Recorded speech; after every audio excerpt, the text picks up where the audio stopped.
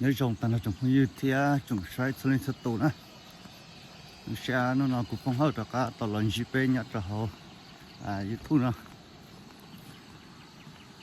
thì nó tỏ sáng gió kia này ạ lo chừng hơn gió thế vừa cho nên mùa xuân dễ nè nó tỏ tiếng chỉ nó tôi quá đặt đây nó cho nên sai đó thì nó bỏ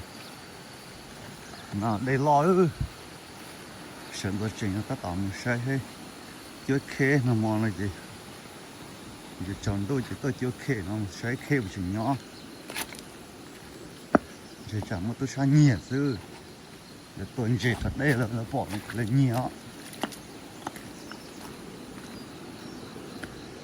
chú bố đặt cả nữa giờ nó sửa lòng sai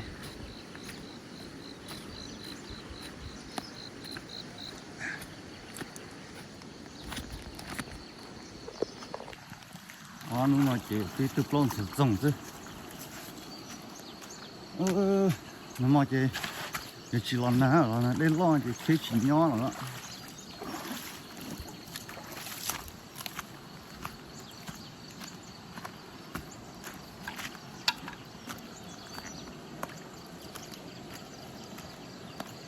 thay rồi chưa thế nào thì chỉ chưa thế thì mình sẽ chỉ có mà tao đi chợ là chỉ có chỉ mà như thế này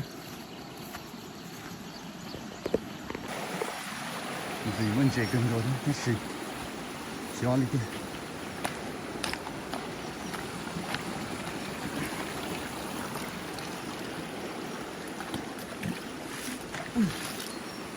phát gì xứ một phát gì cực kìa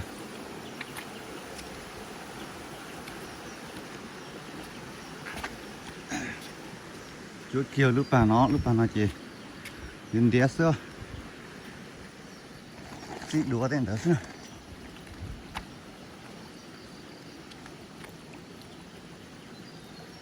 sao chị là thằng này mù nông nhân địa sao nữa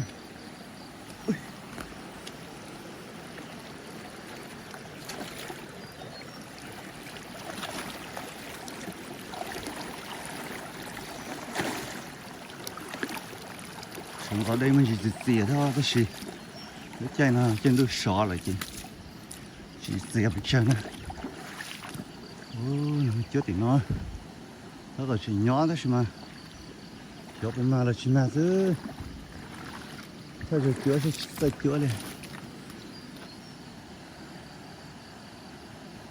thật ra thì phải dùng có tí nữa quay lên chứ chị chúng mày thay gì cũng cho nó kia cũng dẹp xe nữa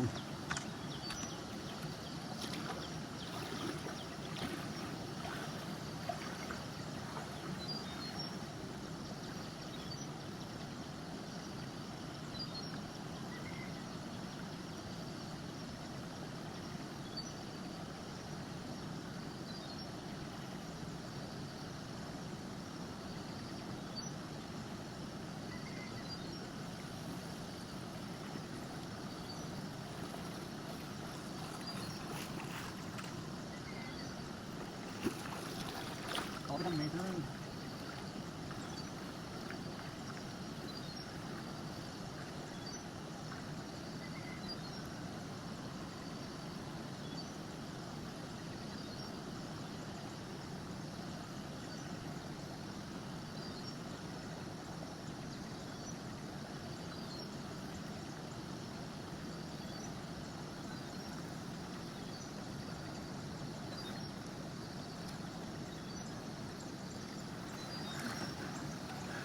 来解了。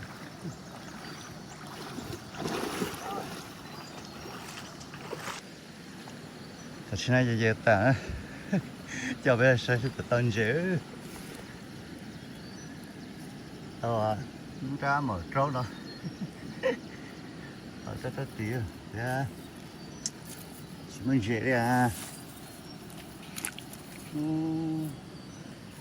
Cái mỏ này thì chỉ chờ nên chuyện nữa nói chị bỏ cái trang mẹ á nhìn đi hồi ở đây mẹ xưa Xem gì xem. Chỉ muốn dễ đi à.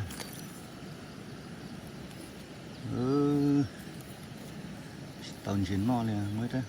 To biết mày nó thế. Tao đã một trâu nó xưa à.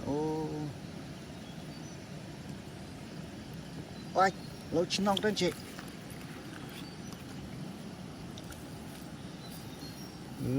Chờ khi nào để dùng nhiều xía tầm của nó.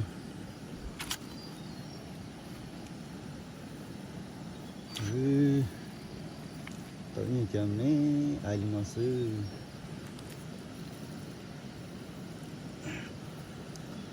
To một trâu sao? Để lên nó làm chế này. Một con nào nghỉ chơi.